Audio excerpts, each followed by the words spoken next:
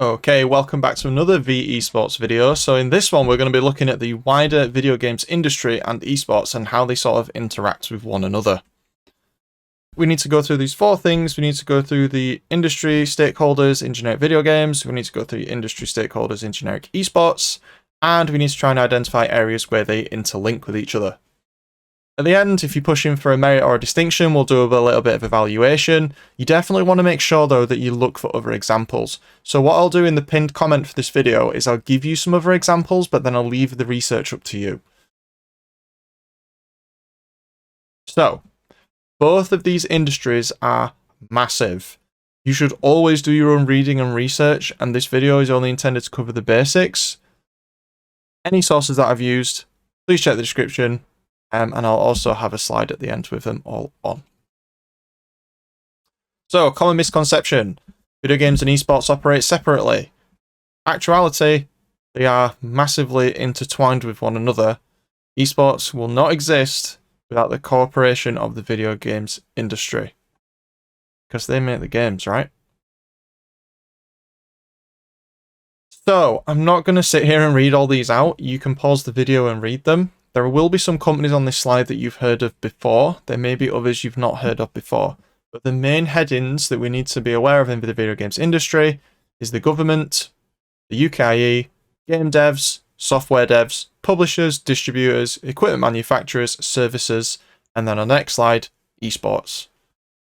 So just have a quick look at some of the companies that are on there. If you play any of the games that are the major esports at the minute, you'll have heard of them, like Psyonix and Riot and stuff like that. If you've done anything on Faceit, you'll or ESL, they've got their own anti-cheat. If you talk to your friends online, you'll have seen Discord, etc., etc. And some of your gear might fall under the manufacturers list as well. So that's the generic video games industry right there. Feel free to pause the video if you want to read some. If we then move to the esports industry, if we then divide that into sections, we can see we've got organizations, we've got networking and tournament providers, we've got companies that provide tournament infrastructure, social networking platforms and clip services, gaming tools like Overwolf and XSplit and things like that, betting and fantasy leagues, media coverage websites, and then any supporting bodies like the International Esports Federation, the British Esports Federation, the UKIE, etc., etc. So we've got this huge landscape with all these different companies in. And in fact, the video games landscape and esports put together is frighteningly massive. So there's a lot to take in, but at the same time, that kind of works in our favor because that means there'll be examples all over the place. So what we're going to do next is we're going to actually look at two examples. And the reason I'm doing this is to help you to sort of look at how they work together and help you to sort of secure that merit/distinction type of stuff. Okay, so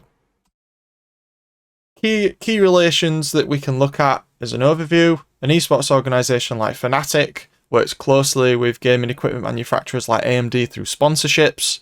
That will help them to save money. It will help expose Fnatic's fans to AMD products. It makes them more likely to buy it, etc., etc. Everyone wins.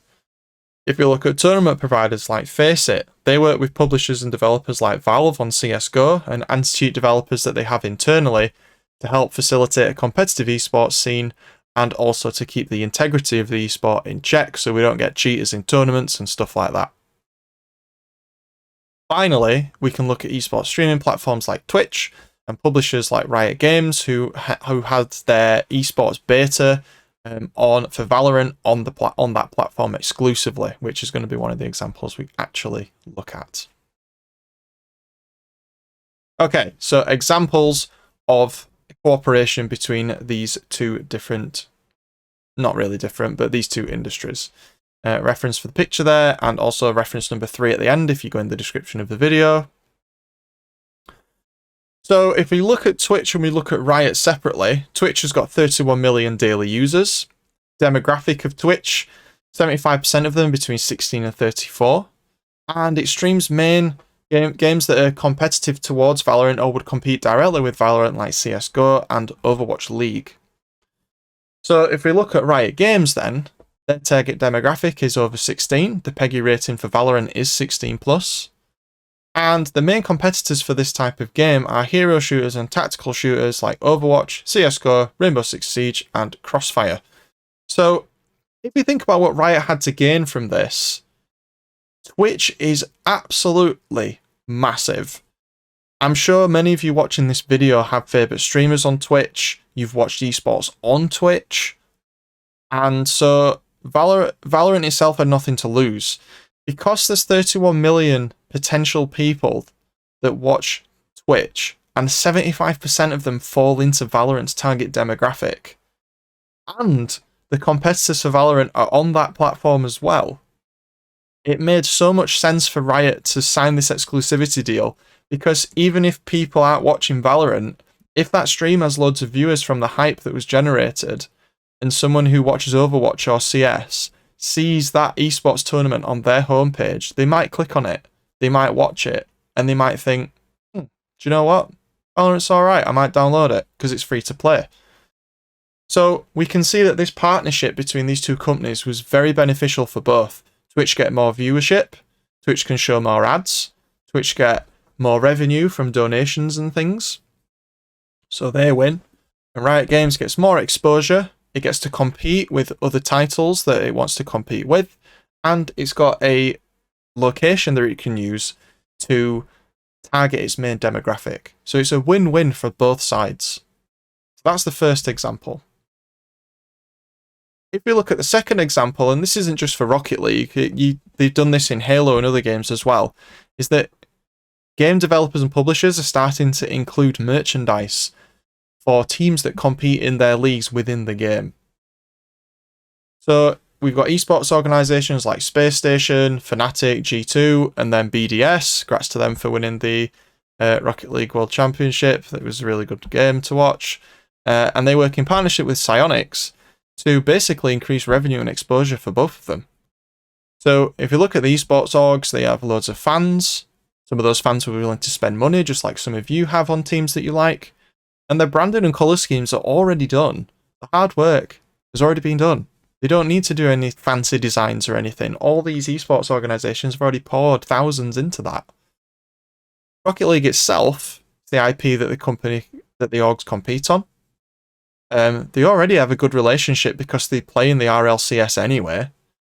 And Rocket League itself, as of this video, again, reference in the description, has around 86 million monthly users. Now, we're not going to pretend that all 86 million watched the Rocket League World Championship finals on the Sunday. There's no way. But even if people don't watch RLCS, they might go into that esports shop. They might see a colour scheme they really like, and they might go, do you know what? That G2 colour scheme on that Octane looks really good. I might buy that. Yeah. So we've got this opportunity again to expose to more people, and more people being exposed means more potential sales, means more money. And Psyonix actually put a percentage of this back into the teams and back into the tournament as well. And in other situations like the Halo Championship Leagues, they do that as well. So as you can see at the bottom, partnership between devs and orgs is becoming more common. Here's some example games. League of Legends has done skin lines for teams that win the World Championships as well, and you can buy icons and things like that in game. And Rocket League platform, as we said, has many players and like designs. The game already has a cash shop. Let's add this into the cash shop. The branding's already done. Let's stick the branding on the cars and make decals and goal effects and things. And let's split the profit. So again, this is another opportunity where both of the companies that are involved benefit because of their fan bases, because of their assets that they already have. And they just put them together to make more money. And also the fans are happy because they get to support their favourite teams. So we can see here two really good examples of the industries working together.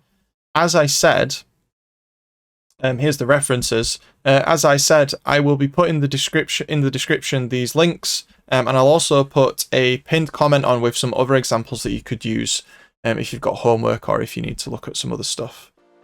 So that is the video game and esports industry together. As always, we could have spent like an hour on this easily and gone into way more detail, but for the sake of YouTube, we tried to keep it to about 10 minutes or so.